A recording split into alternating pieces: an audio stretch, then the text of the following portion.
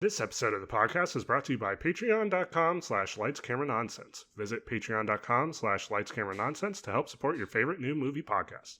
Now, let's roll that reel. Hey, thanks for tuning in to this episode of Lights Camera Nonsense on Mother's Day weekend. A little special bonus extra feature for you. I recorded an interview where I interviewed my mom and we just talked about random things. Just a short little fun video. But she seemed super excited to do it, and I thought it would be fun to talk with my mom about things. We talk about movies, just trust me on that, but we also talk about some heavier stuff. Zach, it gets deep. Yeah? Yeah. Gets a little racist. No, I'm just kidding. It doesn't. Oh, boy. No, boy. I'm kidding. She grew up in a different time, Zach. Just let her have it. So if you're interested in watching it, you can head on over to patreon.com/lightscameranonsense, where it'll be viewed there for our patrons only.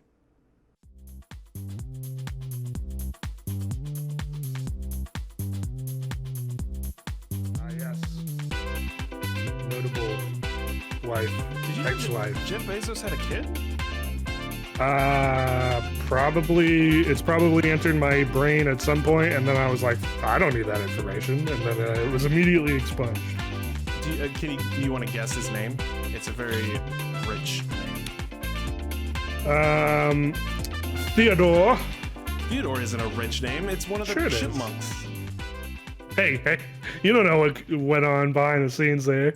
Like, they had to get some sort of money from that Christmas album. It's the fat, stupid one. So, no, yes. Simon is the smart one. Yeah, Alvin is the mischievous one. Yeah, Alvin. Yeah, perfect.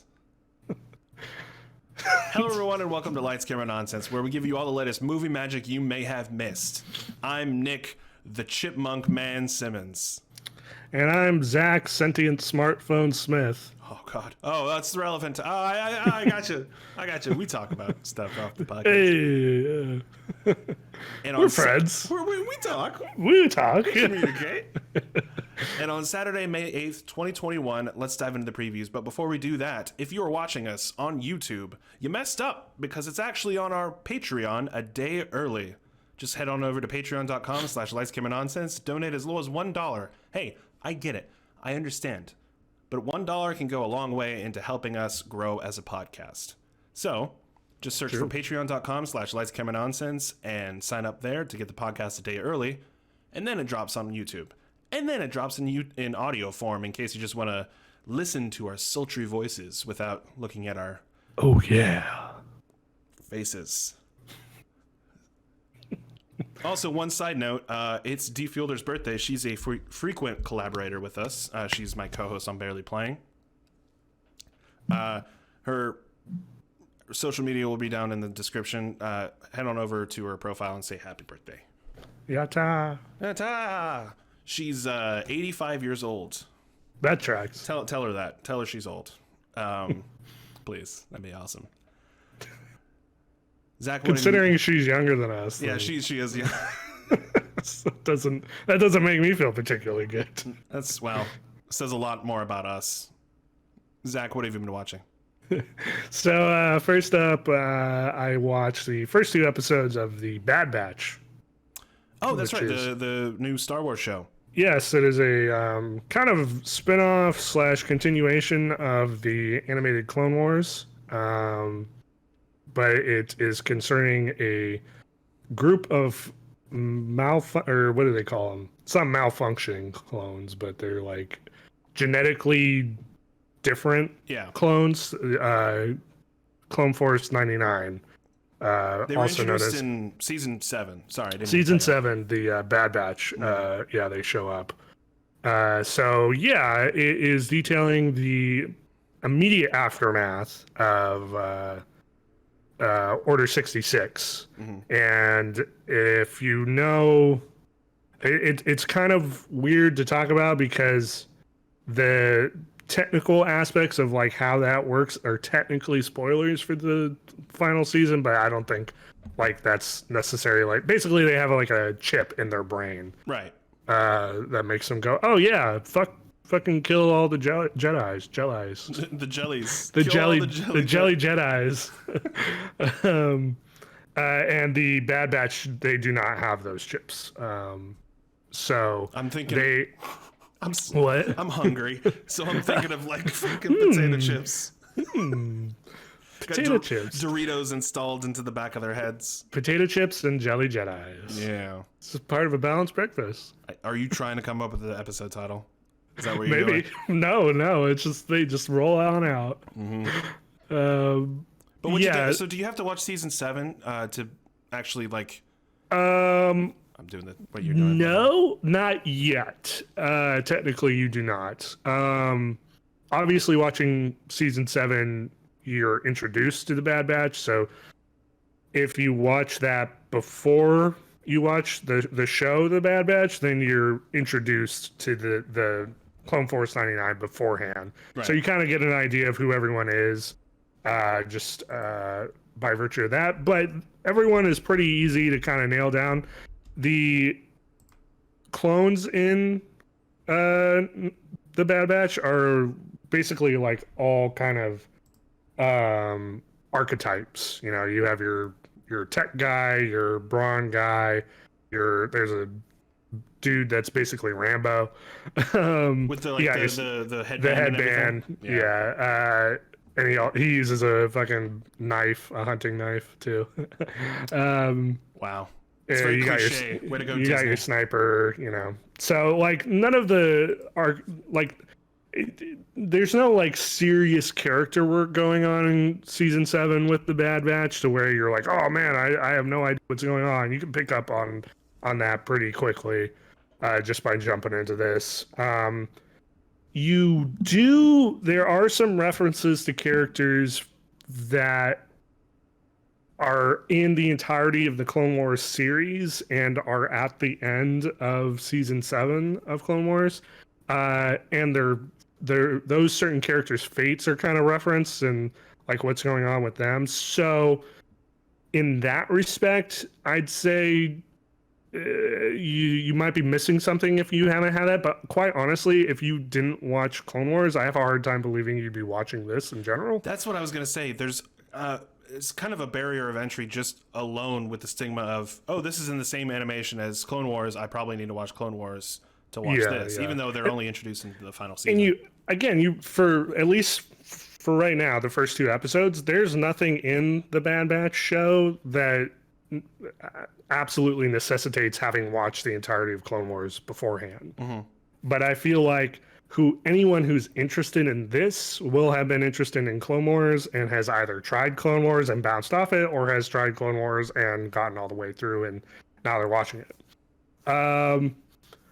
Nothing like super crazy going on right now, but it's fucking gorgeous. You know, you get kind of a continuation of the quality of animation from season 7, and I think I had mentioned it when we got to the end of Clone Wars, comparing the beginning of that show and its animation style to the end of that show and its animation style. They're so vastly different in terms of quality. Right. And Bad Batch is much of the same. Like they'll have these like zoomed in headshots of certain characters, and you can see that they've detailed like the fucking like scratches, the skin and stuff, like getting into the pores of them, and it's fucking amazing just how much higher quality it is compared to the beginning, and even like I'd say the middle of Clone Wars. You know, there's at some point there's just a big jump in terms of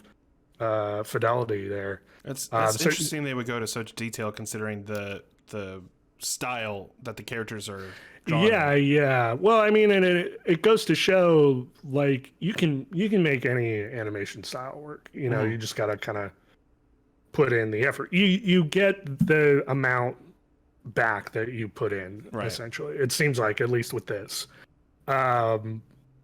So yeah, fucking gorgeous. And some of the just general shots too, not even of the characters, like space shots, establishing shots, like going into spaceports and stuff like that. Yeah. Fucking amazing. It's definitely a very pretty show to watch.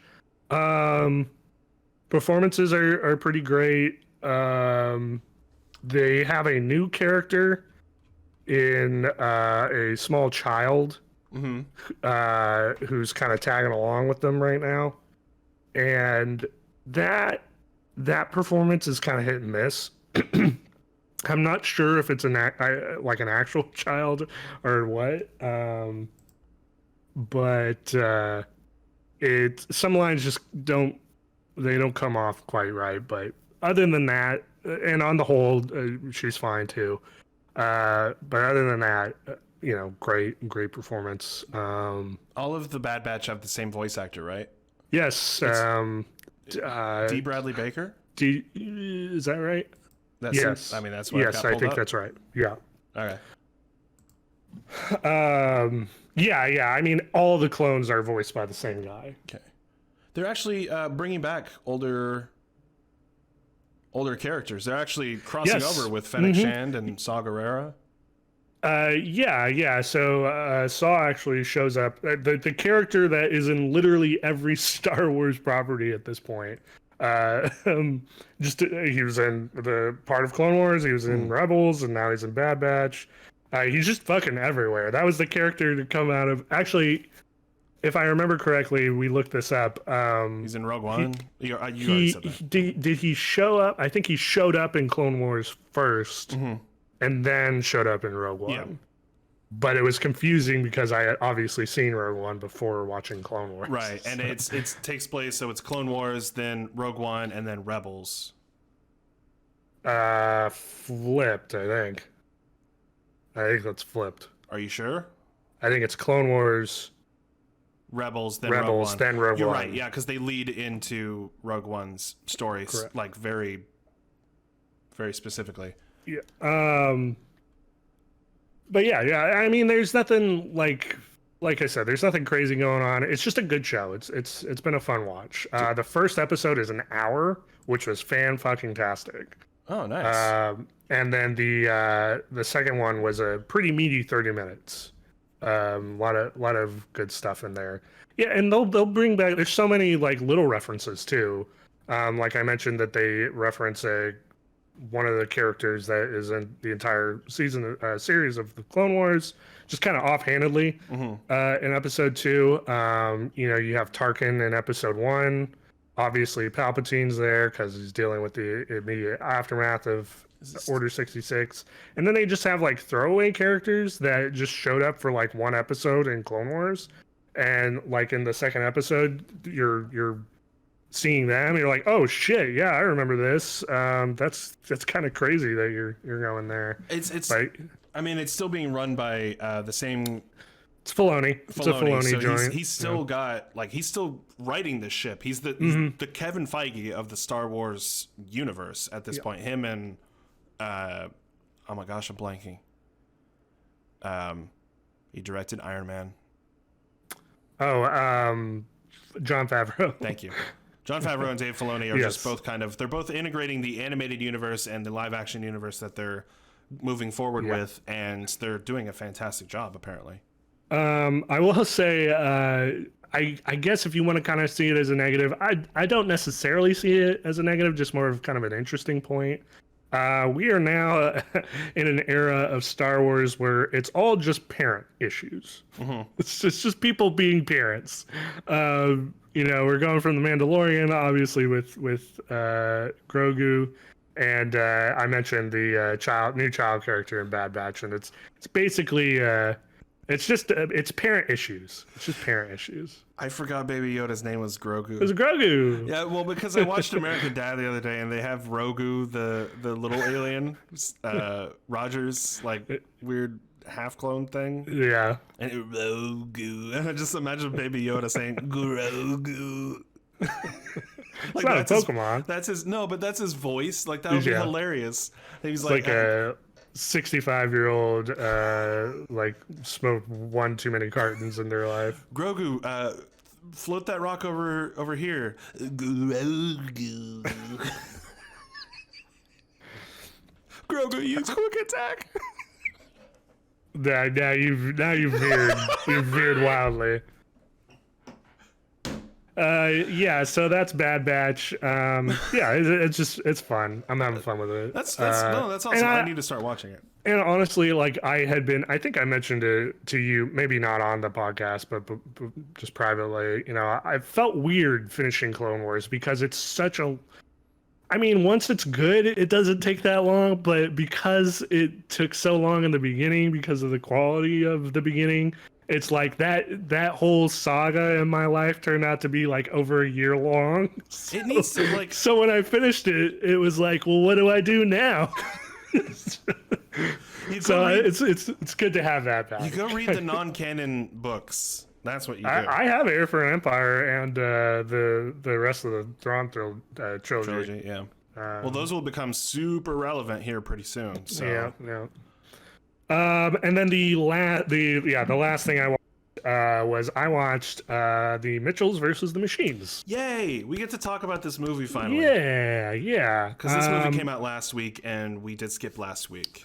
Yes, yeah. We just had some things going on, but yeah, you had seen it. You had watched it last week, and you just kind of offhandedly texted me like, "Oh, hey, this is really good." Yeah. And that was just kind of an additional thing that I had seen to add to the pile. Like I had seen a lot of people talking about how good it was and just the quality that you would expect from a Lord Miller production. After Spider-Verse. I will say I did have a bit of hesitancy jumping on this because if you recall. The Mitchells versus the Machines was the original yet third title that they landed on. Yeah, tell me about the other titles because I can't remember. Well, now. There was, as far as I'm aware, there were only two: the Mitchells versus the Machines, and the other one. But it started as Mitchells versus the Machines, and Sony was like, "Nah, not feeling that title, so we're gonna call it Connected." Oh, that's what it was. Yeah. Standard one-word movie title for kids movie, just vaguely based off the premise of the movie. You got your Frozen, your Braves, that kind of thing. And then when they sold the streaming rights to Netflix, Lord Miller went to them and was like, "Hey, can we have the original title back? Because that's what we envisioned for it."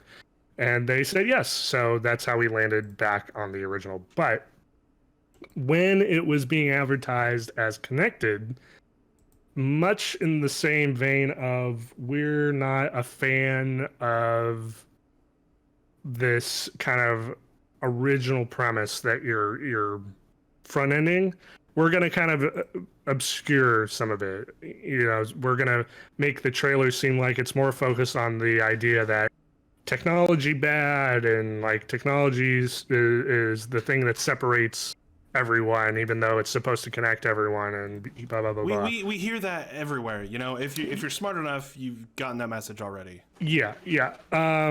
So at that time frame, I had seen this, and I'm not necessarily against that message. I think there's something to it, especially in the realm of social media and like something that was designed to bring us all together. More often than not, just kind of separates us. Yada yada yada. But it's like, I don't know, seeing that from a big Hollywood movie studio, it just kind of rings a little hollow to me, and it felt very much of like a. Do you have a question for the class? Shut up. The same movie studio that gave us the Emoji Movie, by the way. Yes, yeah. I feel like that's relevant. Yes, it is. It absolutely is. So yeah, it had that boomer energy, like in my day, we talked to each other face to face and not on your plastic doohickeys or whatever. And I'm just not here for that energy, man. Like, I don't know. If you want to have a real discussion based on like observable merits to whether or not technology as a whole is good, but we're just misusing it most of the time, that's something that I'm down for. But if you want to come into the discussion and be like, technology bad, we should all go back to skipping rope and throwing jacks, and it's like, man, like people are living to 120. Fuck off. Like, Yeah. so I think like them trying to keep it vague really kind of turned me off from it. And I'm super glad I gave it a chance. With it being on Netflix. Right. Because what the movie actually is more in line with what I was describing, and as you are having discussion, you know, we are so focused on like ourselves a lot of the times Yeah. that it's sometimes just too hard to keep up those connections, the familial or just friendly connections. I think this version of the movie very much, I don't know where I'm pointing, is very much keeping in line with the original premise or of what the bigwigs of the studio were trying to get around to, like, hey, technology's bad, we need to connect more with family. But it's also giving the other side of that argument with, hey, technology isn't all that bad, and maybe it's just a disconnect between people, especially family members, when it comes to that. It's the misusing of that technology. Yeah. And they front end that super hard. Yeah. In the movie too. It's like minute 20, or you have your villain character outwardly stating, man, I gave you all this shit, boundless amounts of knowledge at your fingertips, and what do? You fucking like use it for the most inane bullshit possible. It's the whole scene, just side note, of like when they turn the internet off and all of a sudden it's the apocalypse. Like, somebody please take pictures with me. So this is a long-winded. The guy jumping through the window, the lady in the restaurant. Will you film, or can I film you unboxing this or like that? Yeah, it's really good. It made me feel not as bad about like not giving a single shit about any of that kind of stuff. Yeah. So this is a very long-winded way to get to the premise of the movie, which is, you were following I've had this happen so many times. I blank on the family's name and it just gets replaced in my head with the Millers. So like it's the title. I know, but I was texting you what I was watching last night, and literally as I'm texting, I realized I've put the Millers versus the Machine. That's so weird. There's some sort of block in there. That's the movie. Yes, the other one, the Jason Sudeikis. Yeah. You're following this family who is pretty splintered, especially between the father and the son, or father and the daughter rather. And the daughter Katie is going off to film college the next day, and she's supposed to fly there, but the dad decides to go rogue, as the mom puts it, and take them on a cross-country family road trip. And in the middle of that road trip, what? Did you not hear the joke in the cough? No. Oh, I coughed and said, I'm already ruining it. Thanks, Zach. Cough and said a Goofy movie, because that's the... Oh, yeah. I mean, it's essentially, yeah. I mean, you can compare this to so many other certain, like, general basis movies. It's a pretty simple concept. But in the middle of that road trip, it gets a little bit more chaotic as the robot apocalypse takes place, in which you're basically Facebook stand-in creates a super intelligent AI who is then immediately taken over, like in the middle of being unveiled, and enslaves all of humanity to shoot them into space. I want to give a quick shout out to the voice cast for this movie. Man, yeah, it is pretty stacked. You've got Abby Jacobson, which if you haven't watched Broad City, what the fuck is wrong with you? That show is hilarious. Playing Katie Mitchell. You've got Danny McBride, who I kept like thinking it was Seth Rogen for some reason. He was doing like a weird Seth Rogen-y voice. Yeah. Well, it's like one of those voices where unless you see Danny McBride, you like spend the whole movie like, who the fuck is that? And then you see Danny McBride, you're like, of course it's Danny McBride. Now I know. Maya Rudolph. You have one of the co-creators and directors, Michael Riata playing the son, which made total sense when I was watching the credits. I was like, yes, that's why I couldn't place the voice, although they've done voice work in the past, but the voice didn't really match with the son, but it didn't bother me. It was just like, that's a unique voice. Yeah. Eric Andre playing the Mark Zuckerberg stand-in character, and Olivia Colman playing the villain, and she is the best. Yeah, it's fantastic. I mean, everyone's fantastic. John Legend and Chrissy Teigen in this. Yeah, as the neighbors, the poses. well-to-do neighbors that are very Instagram obsessed. Yeah. Yeah, it's so all that to say, that's your general setup, and then of course the Millers.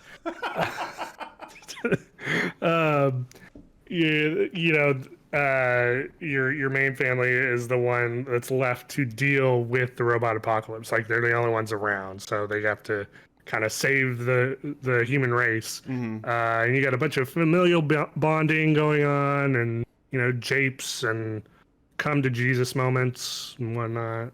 What?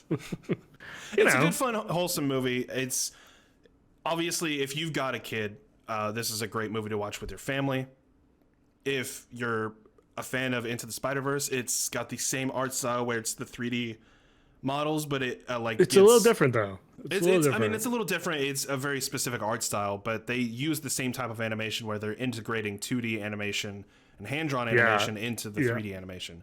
And it flows really well because the 2D animation is at half the frames per second as opposed to the normal animation. So the jokes land really well. I wouldn't say all of them, but yeah. I mean, some of the jokes up front, I feel like the beginning is a little weaker than the further it gets in. Like, the further it gets into the movie, I feel like the jokes get better, which is what you would want. You don't want everything front loaded and then it peters out. And we don't know these characters. These are new characters. It's not based off a franchise or anything. So. But yeah, and just super legitimate, full on belly laugh. Yeah. In a lot of places for me. It's very not specific meme heavy, but it's like the general meme humor type, I suppose, where very fast random stuff just will pop in occasionally. It's very millennial type humor as opposed to Gen Z. Yeah, millennial I'd say millennial or Gen Z. I'd say it splits the difference between the two. Very much on the pulse, I feel, of the youths, as it were. And when jokes like that land, they really sell the movie. They really make it much more enjoyable. But then, like I said, you do have your heartfelt moments too. There's legitimate moments where I got choked up. Oh yeah, me too. No, I teared up for several scenes, and when a show or movie connects with you in that specific way, that's when you know that you've got a good movie on your hands. You've got something that connects with you. I almost don't want to say connect or disconnect. I know. I was the same way at the beginning because I was ragging on that. I mean, that's the thing with those movie titles, right? Those one-word adjective movie titles. They're there because someone watched the thing or it was screened for them or they read the script and they're like, oh, connected. Frozen. Like family. But also there's ice in this movie. Yeah, this girl's been really brave here. Okay. If we're gonna have an episode where we're gonna rename some movies, and I want to hear some of your fucking excuses for titles. Red hair archer lady. Okay, here's the problem. Mine would have a tendency to be overly long on purpose. Yeah. Like Japanese RPG level of length where and you ridiculousness. Add, letters and numbers and stuff to it, even though it doesn't Record exist. of Lotus, Angel Gets Wings, Die Hard 2. Nice. But that was it for me. Both of those were super enjoyable, very, very entertaining. What did you watch? So, I actually have been busy with my day job and haven't had a lot of time to watch a lot of things, but I did watch a few things. First up was Tom Clancy's Without Remorse on Amazon Prime Video. This is the Michael B. Jordan. Yes, Michael B. Jordan. It just dropped. I believe this was also last week, or it was during this week, and it follows the character of John Kelly. I'm sorry, John Kelly, who Common name. Well, no, but here's the thing. Like, there's this very specific reason why he's John Kelly as opposed to John Clark, which is what the character's name ends up being for several books that Tom Clancy wrote. But this is very much like a prequel to that character, who's also been in other Tom Clancy movies like Clear and Present Danger or fucking can't wait until I'm not parked right next to a fucking window. Well, get shades like this guy. Who am I pointing to? Like this guy. Yeah. Be like me, live in the dark. I will once I'm not in a limit. That's fair. But it basically follows the story of Michael B. Jordan's John Kelly as not former Navy SEAL. He's still a Navy SEAL, elite Navy SEAL, who is just at home, with his wife getting ready to have a baby when all of a sudden he gets his house gets broken into and his wife is murdered. Sorry, spoiler alert. It's in the first 10. Well, I mean, it's in the trailer. That's literally the premise of the movie. And he goes out on a quest for fucking revenge and to brutally take down and find out who is responsible for doing this. It's John Wick. Yeah, military John Wick.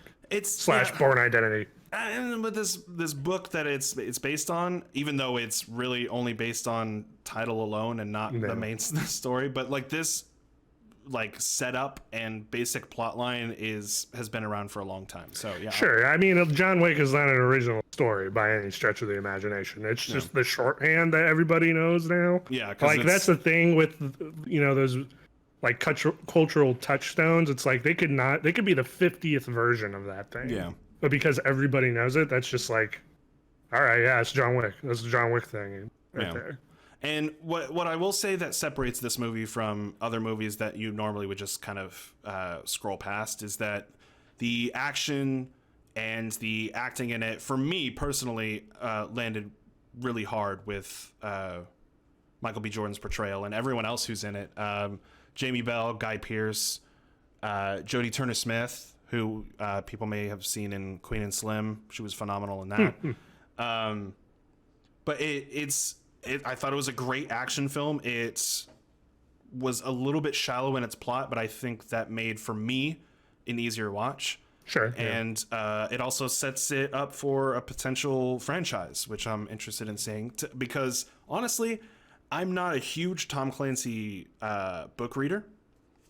You're probably a good call on that one. Have you cracked open a Tom Clancy book? I have in my life, yeah, but it's been quite a few years. They're a little dense depending on which one you pick up.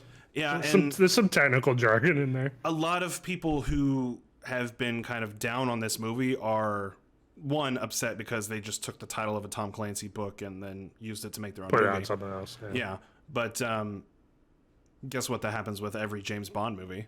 But my I biggest... guarantee you more people have watched the James Bond movies than read the book. Ian Fleming book. Right, but I'm saying like there are people out there who are fans of the original text that the franchise is based off of. Mm-hmm. But what I'm interested in seeing, even though I'm not a huge Tom Clancy fan, is seeing where this character goes from here. Because one, I enjoy movies that Michael B. Jordan is in. Sorry, yep. English is my first language. And I'm really interested to see if they'll be able to tie it into other aspects of Tom Clancy's franchise, namely Jack Ryan with John Krasinski. They haven't said anything explicitly, but that would be really cool. Don't you mean Tom Cruise? No, that's Jack Reacher. Oh, fuck me. I think I've done that before. Yeah. Why are you going to do that? John Kelly. It have to be generic so that it's a perfect window for the audience member to, because every Hollywood executive and every Hollywood studio head is a white man, and so they're like, well, every white man is going to project themselves onto this action here because that's our audience and that's who we're trying to tailor this movie for. That's how Red came about, right? Exactly. Red 2. Every Bruce Willis movie for the last, fucking 30, 40 years have been exclusively for... I mean, that's legitimately what, was it Live Free, Die Hard? was. Yeah. I'm old now and I can't talk to my kid. Yeah.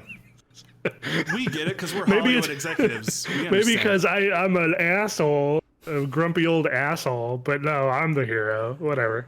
In the movie, right? Yeah, sure, yeah. But I mean, what I said is basically true. That's been the case for any typical action movie that's come out, even recently, as this year.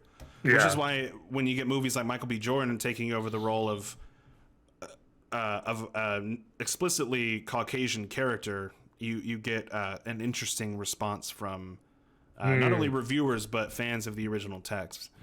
I personally think I wouldn't mind seeing a franchise starring Michael B. Jordan in this role. They have a plane crash scene in this movie that's where they use a real set, and it's like the plane crashes into the ocean. It's filling up with water. It's really tense. I was gripping the edges of my couch instead of the theater seat. And it's not like this. How short do you think I am? No, I'm picturing your long couch, like you gotta reach to both ends of the arms. Why would anyone do that? They don't have to reach both ends of the couch. So what do? You like turn around and grab the... You don't have to. How are you gripping your couch? You can grip the arm of the couch, and then Go the demonstrate how you in grip the middle. your couch. I would if I could. If I could extend this camera all the way out, I would. Great action film. Interested to see where it goes. Spoiler alert, but it's kind of been headlines for a lot of film websites recently. Is that there's a mid-credit scene, and they tee it up for a Rainbow Six sequel. Rainbow Six, yeah, Rainbow Six. If you're not familiar, because if you just play the games, if you just play Rainbow Six Siege or Vegas or whatever, excuse me, it's based off of just the original Rainbow Six. I don't remember what the second one was. All those weird titles like counterinsurgency here.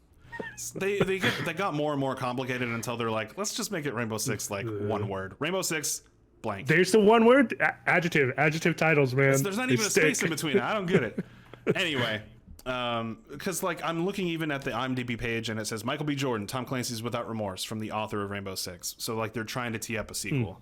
Interesting. I'm more interested in like a universe of Tom Clancy characters with like John Krasinski teeing up for more Jack Ryan, because I don't know if it's been canceled. A TCCU, yeah, as it were. Yeah, that doesn't sound confusing considering we live in Texas and the University of TCU. Anywho, I also watched, which just dropped recently, Jupiter's. I almost said Jupiter's Ascending. Jupiter's Legacy. Dude, I've been doing it all fucking week. All week I've been doing it. And that actually just dropped the other day, and I just closed my IMDb. Oh, you silly goose. Yeah, you actually texted me again last night when I was watching the fucking hell. What is that? Mitchells versus the Machines. Mitchells versus the Machines, and you were like, "Oh man, this movie, man, I don't fucking know." A show, yeah. And I was like, "Oh yeah, I almost clicked on that, but I chose Mitchells versus the Machines instead." And you were like, "Good fucking call." So when I texted you that, I was finishing up the first episode, which is not a great sign.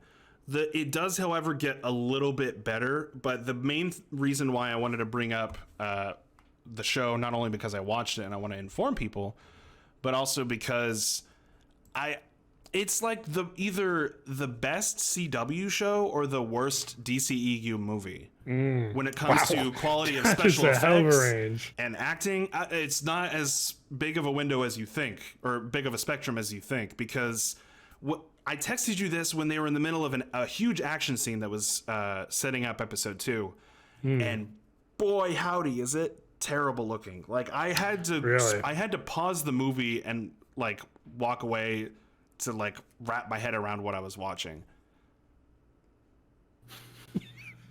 That's pretty bad. Which is interesting because the reason why I was considering it between that and Mitchells versus the Machines was because they have been incessantly advertising it, just out the fucking ass, just ads everywhere. And from what I've seen, they picked some decent shots for the ads. You know, they look all right. There are some good shots and some good acting in this, but I don't understand where and how they allocate the budget and time for each shot. Because so for those that don't know, it's Jupiter's Legacy is based off of a graphic novel series written by Mark Millar of Kick-Ass fame, of Kingsman fame, he has his own production company to put all of his comic book works into movies and TV called Millar World. What did I say? I was just saying into production. Oh, yeah. And what I feel about this particular work, because this was actually been in the works for like years and years and years, is that now that it has come out, especially right after Invincible, especially right before The Boys season 3, especially right after, fucking Zack Snyder's Justice League. I'll bring that in because it's relevant. Yeah. This show is so like, who cares? It's so extra. Like the same shit. It's just the same shit. It's just, okay, it's more. Like, there's the specific story that they are trying to tell about the legacy and the decisions that superheroes have to make on a daily basis, and escalation policy when it comes to villains versus heroes, and all of like the drama between sons and fathers of superheroes. It's just like, I literally just watched this with Invincible, and I was more excited for the next episode of Invincible than I am for this show. And I don't know if I should feel bad or not. Like, it's just how you feel. It's another one of the. All right, Grandpa therapist. That's just how you feel. Don't. You okay? What day is it?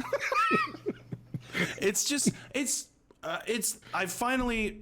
It's not the first time I've felt superhero fatigue, and it won't be the last time this year. It definitely won't. Yeah. But this show dropped right in smack dab in the middle of all of these other shows that are trying to tell the exact same story, and I just don't care. I'm actually I did not finish the series. I should preface this. I only got about 4 episodes in, and there are a lot of flashbacks to an earlier period and trying to explain the story of how these characters came to be, like Josh Duhamel's character and Leslie Bibb's character, because they've been around. They've existed as superheroes for like the last almost 100 years. And they're like going through like, oh, maybe we should have stopped World War II. Well, we didn't. So we have a code. I'm like, fuck it. Why? Okay. Yeah. The way they explain their ideals and everything, it just doesn't match up with the characters that they are portraying. And so I also should preface that I have not read the graphic novels that they are based on, but I knew the original. I know the overarching plot. I don't know, man. Like the special effects, the makeup. The wig on Josh Duhamel is atrocious. Yeah, the wiry. The white wig, like, first of all, the character that he's based off of doesn't have a long white hair, like, hairstyle. Yeah.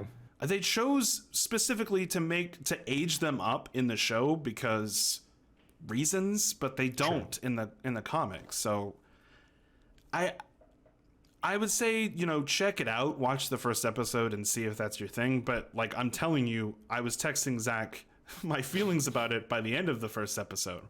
So yeah, it may be something you skip if superhero stuff is not for you. Sorry, I didn't mean to cut you off. Oh, you're good. If you have already been watching Invincible, or you watch Justice League and you're like, no, this is enough for now until the next Marvel show or the next Marvel movie, no one's gonna fault you for that. But this is one of those like casualties of the Netflix shotgun style that we've talked about so many times before, and I feel pain for how much effort was being put into this show when it could be put into something else. Well, I think it goes back to our discussion, maybe last episode or the episode before that, I can't remember, about the proliferation of the disillusionment of superheroes, or like that's the main thread kind of today. Grittier outlook on superheroism of the modern age. Where, like you said, we're coming off of Justice League You got Invincible going on at the same time. The Boys is a huge TV show.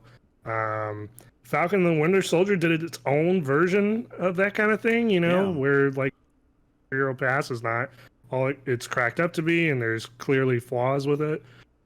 So yeah, when you just kind of take something that does this a similar, if not same thing, and just kind of toss it in there, a la Netflix, yeah, you're probably looking at a bit of a mixed bag in terms of success, or like even if you, as a viewer, even care, because it's like I saw a fucking Homelander jerk off on top of an entire city, you know? Oh yeah.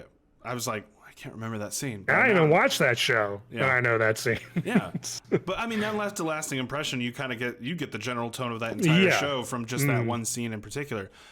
So this could be a huge argument that we could probably have last for hours and hours and hours. But why do you think Hollywood is trying to get this message across to us as an audience member? Like, why are they making so many different shows of like this dark, depressing superhero, especially after the last year that we just had? So, I the simple answer to that, as bleak as it is it's just money. It's what's been succeeding, you know, Marvel for success, a while. maybe DC success. You know, yeah, anything with capes and tights is like printing money. Is just the easiest fucking thing to do right now. So that's the pessimistic answer. I will say, as an addendum to that a lot of these properties you're seeing now, there is a very distinct possibility that they were supposed to come out last year, and you're just now seeing it. So in terms of like, why would they do this after the year we've had? Well, it's probably because it was already in production on some level, and they're like, well, we don't want this sitting on the shelf. Well, I mean, so the same argument could be said for why would they want us to have this last year or the year before that or the year before that. Like the way that they've all stacked on top of each other and all of the same message of America, or at least what Americans or at least the world see as the ideal, and how much that ideal doesn't really even exist because it's not possible anymore. It's not real. Yeah. Like Superman does not exist is the main thread for all of these shows. Yeah. Yes, that is true. That would hold the same no matter what year they released it. But at the same time, it goes back to what is selling, and right now it's capes and tights. That sucks. And again, we keep bringing up The Boys. We're doing that because The Boys was hugely successful. It's like the antithesis of your standard MCU film, you know, but like actually it's doing what the fucking Snyder DC movies were trying to do with like, oh, superheroes bad, and even Superman is like, he's even bad, I guess, you know, like that gritty, you know, actual like, this is what would happen the heroes if or the people villains, had kind of unfettered power, you know. So you're seeing that success and going, yeah, I can do that. Like, here's this property that's basically the same thing. As an executive, I don't know the difference, and I don't give a shit. If it's gonna make me money, I'll just fucking make it. And everything has a shelf life, you know. Like, at some point, I know it's hard to believe, but at some point we will turn the corner on superheroes. They will become non-passe, or passe as it were, not non-passe. They will be passe in that basically you're probably only going to be seeing an MCU movie, you know, or the MCU will basically be the only thing around. Yeah, because they have the money to spend on the properties. And maybe Spider-Man, because Sony won't stop making Spider-Man movies no matter what. I'm very interested into seeing where superheroes and superhero films go from here, because I know that we have positive superhero films coming out this year, the year after, the year after that. Like, they have them planned for years and years and years. Yep. And a lot of it is showing representation in the audience that they know is going there to see the movies, which I think is fantastic. But I mean, Hollywood has always been a way to reflect how society is feeling at the time. Sure, because society is it watches the things that Right. it needs for the time period. The zeitgeist always reflects how, or I'm sorry, the cinema always reflects the zeitgeist, I should say. Because hey, that zeitgeist makes you money. Yeah. So I mean, it's long story short. Jupiter's Legacy isn't that great, and there are better superhero shows out there. Shocking. The story is trying to tell in even 8 episodes, which all vary in length. All of them are like an hour long, except for the last episode, which is like 36 minutes, which is weird to me. That's that's like the opposite of what it generally is. Yeah.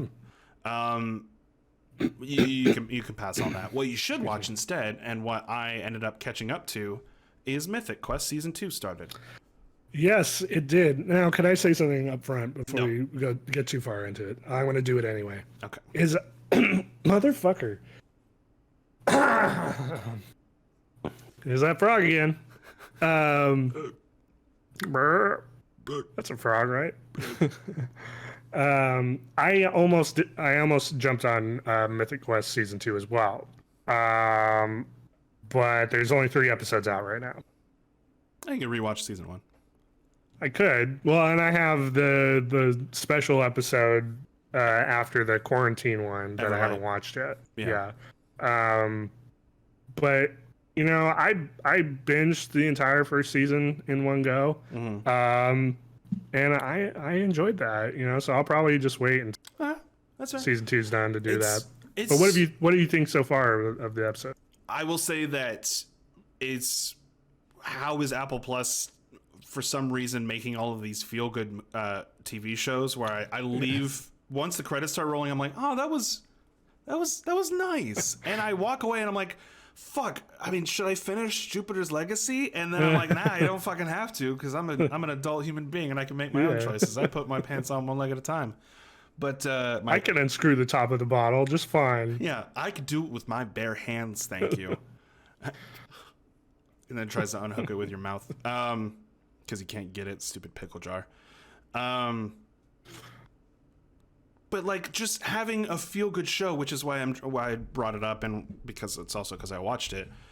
It's I don't know. There's not a large number. It's nice. It's there's not a large number of shows. We talked about Ted Lasso, and that was in our top 10s last year, about how it was just this. It was this perfect show of what we needed at the right time, and tying into our previous discussion of why, you know, TV and movies reflect the society. Sometimes we need the exact opposite of that, because sometimes humans are stupid enough to not know what they want.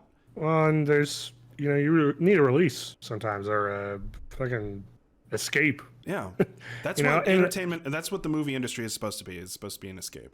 Yeah, and with the Ted Lasso example, and from what I'm understanding, is the example with Mythic Quest Season 2, it seems so far, is there's still some darkness there, you know? There's still some things that are not the best as they could be, but it's the outlook of the characters and their perseverance that gets them through. I don't know, maybe if that I'm conflating that into Mythic Quest when I shouldn't be, but that's kind of what I was getting. I was going to say that overall Mythic Quest Season 2 so far has been lighthearted and fun, but I have some questions for Rob McElhenney and the team who are writing the episodes, and why they are doing what they are doing with certain aspects of the video game industry and how they're representing them.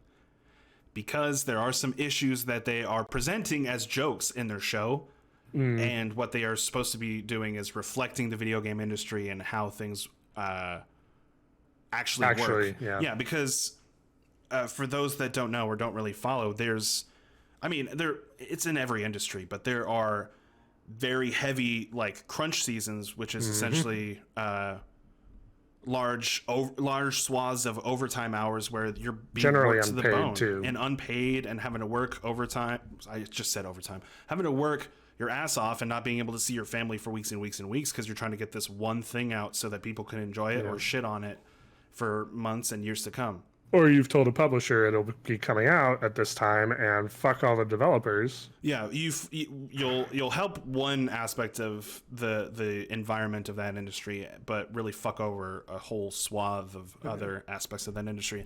The reason I bring that up is because there's a point in Season 2, Episode 2, where they're kind of digging not digging into a joke, but they're kind of making fun of the aspects of one department of a video game company working their asses off to meet the demand of the creators, and how that's just played off as a joke. And they're like, hey, we would just like, recognition, or hey, so you want us to do this work as well as this work and that work? And they're like, yeah, but you do a great job. So, keep up the great job. And they move on to the next scene. And like, it's played for laughs over the course of that whole episode. And it made me cringe a little bit. And I don't even work in the video game industry, but like everyone's worked at a job where they feel underappreciated at a certain point. Yeah, absolutely. And they just want to feel recognized. And I get that it's supposed to be made for a comedic effect. It's supposed to, yeah. I don't know, but like, you can't both represent or portray a video game or portray an industry in your show without showing and reflecting certain aspects of it, and also making light of right. Yeah, it's aspects. Like basically just pointing out that it's an issue, but then going like, does that really matter though? And it's not even really resolved in that episode. Hopefully it is in future episodes. But I will say in defense of at least the general thought, right?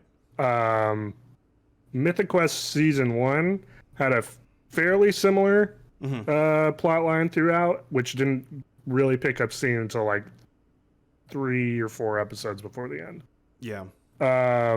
Maybe even 2. It was pretty drawn out until like shit kicked off. So I don't know, maybe that's going to be the same for this, or hopefully maybe it's just an unfortunate kind of... It's still a heartwarming show, and there's still great speeches and great acting from the entire cast, and there are heartfelt moments, and in Rob McElhenney I trust, especially after that one scene in It's Always Sunny. But I don't know, I'm gonna hold off my full 100% judgment of season 2 until the season is over. Until it's done.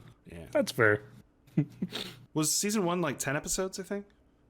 Season 1 was 8 episodes, I think. 8 episodes, and then the special episode, and then the second special episode, and... No, the Everlight was 11. Quarantine was 10. Okay, so 9. I think it was 9 episodes. Okay. So, I mean, around that range. Yeah. That seems to be what all the non-Netflixes and all the they're trying to aim more... Sub-10. Yeah, 8, 9, or 10 episodes. Yeah. Which I think is a good number. If you stray into 13 or 23 and just stop, kill me.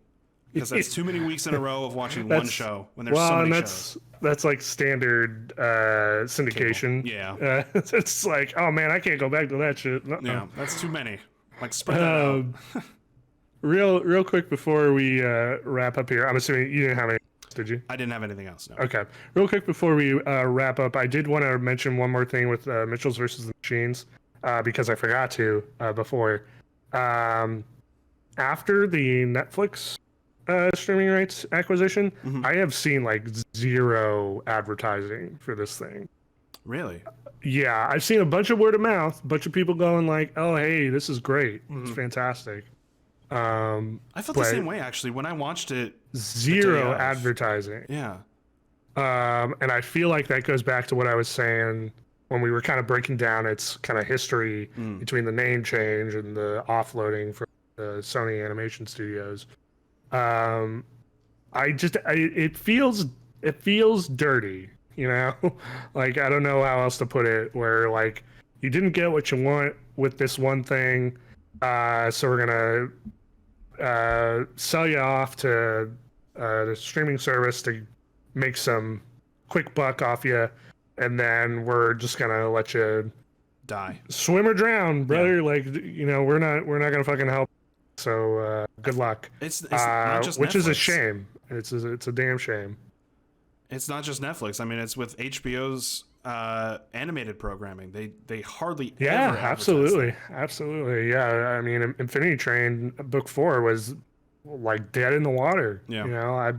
There's a teaser reveal, and then the actual announcement.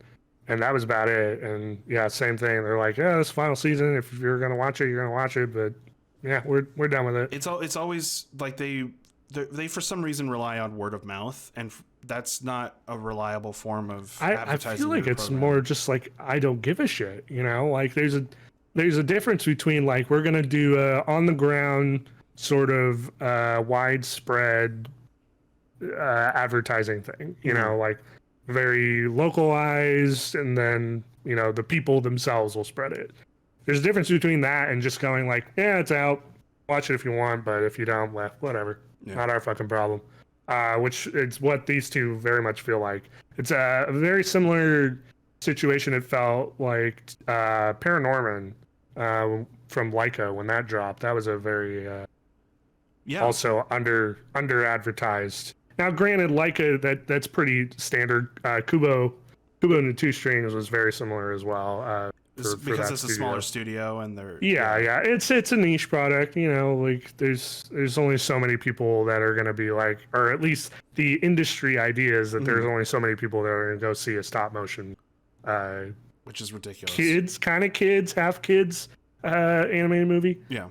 From one of the producer's nephews who made Nightmare Before Christmas comes Paranorman.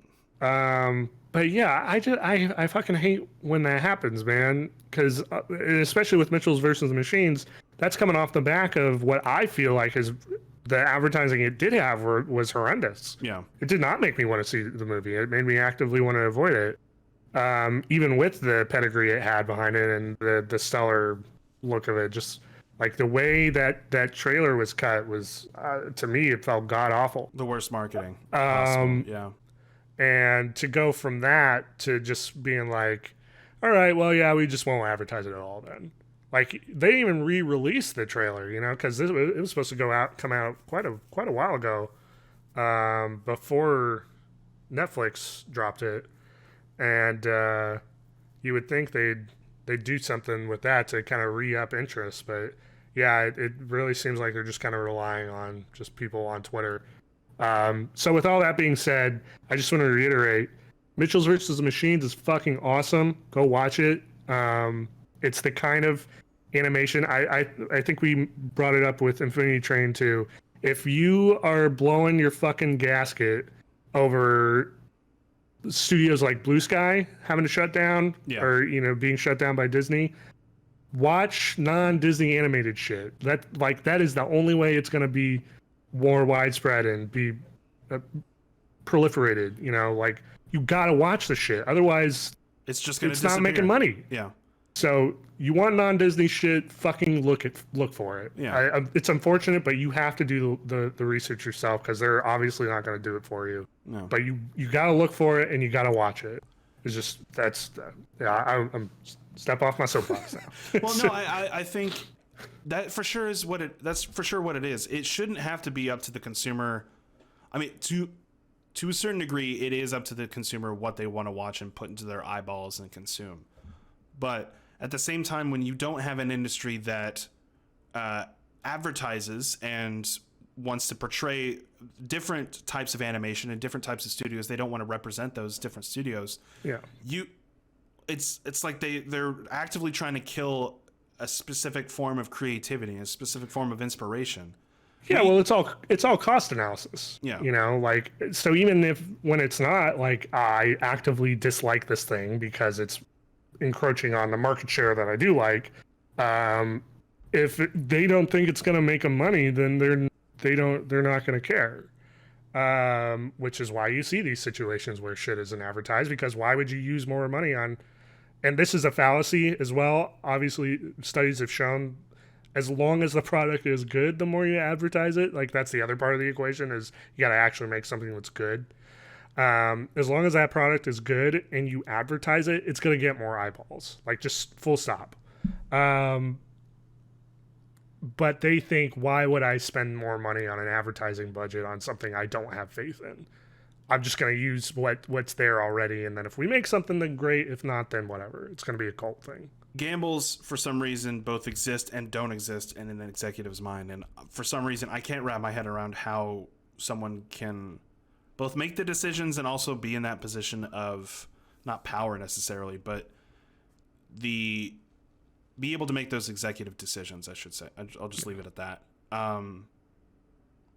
But yeah, it causes a death in a fraction of the industry that not a lot of people see, and it's like seeing a mugging in an alleyway and just walking past it.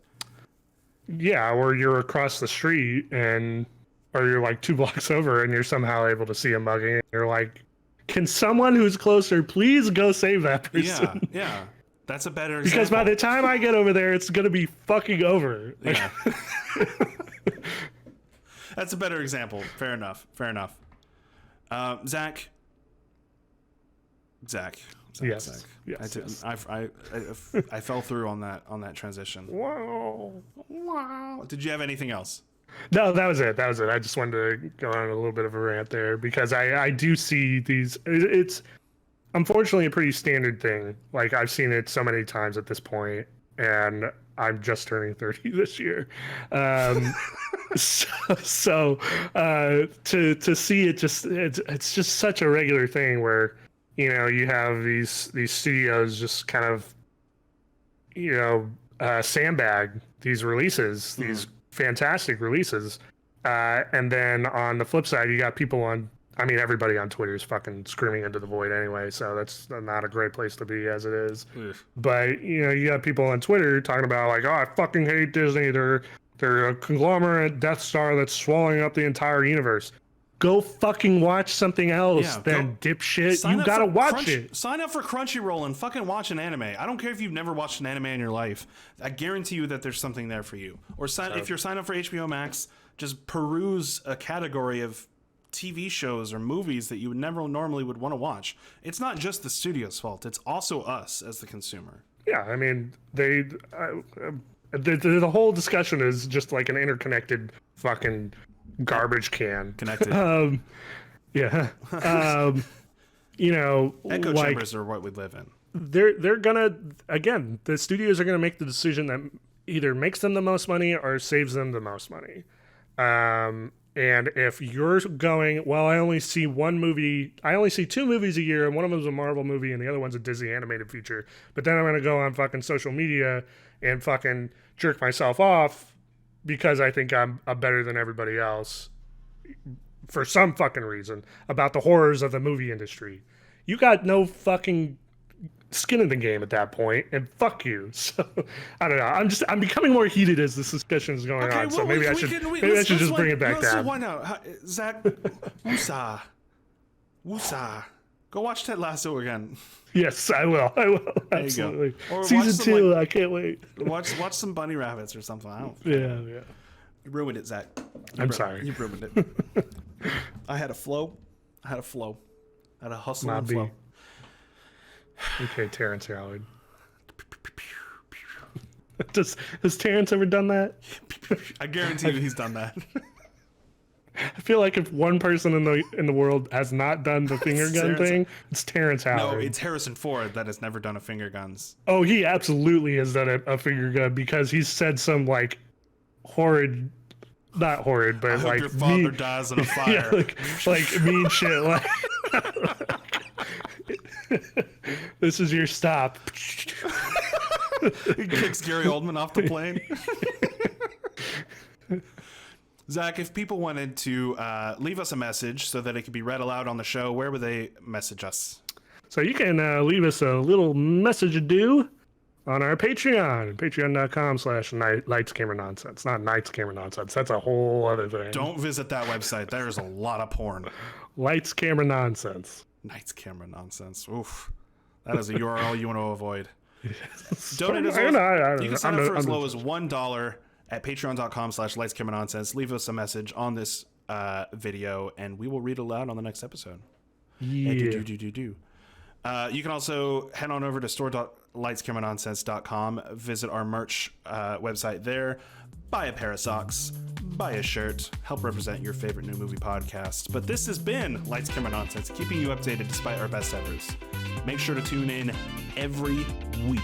That's right, every week for all the latest news, reviews, and what else, Zach? How do you do?